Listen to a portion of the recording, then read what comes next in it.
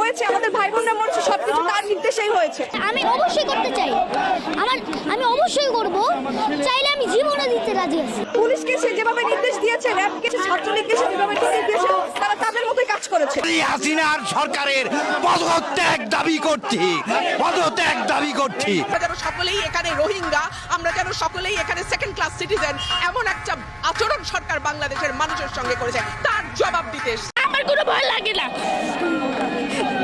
আমি এই আন্দোলনের সাফল্য অর্জন করতে চাই। সরকারের কারণে এসব হয়েছে, এই সরকার আমরা চাই না। জনগণের ভোটারদের দাঁড়ি মানে না হইবে সে পর্যন্ত হাসিনার পতনের পর্যন্ত আমরা শেষ পুজো দিয়ে আবার রক্ত দিয়ে আমরা বাড়ি থাকবো ইনশাআল্লাহ। যদি ভয় পেতাম তাহলে এখানে এসে দাঁড়াতাম না। আমি জানি না আমার কি হবে, কারণ এখন তো এখনো স্বাধীন না। যদি আমাদের এই সরকার পদত্যাগ করে তাহলেই আমরা আসলে স্বাধীন নাগরিক হতে পারবো। আপনি কি বাবা আপনার বিশ্ববিদ্যালয়ে ঢাকা বিশ্ববিদ্যালয়ে পড়তে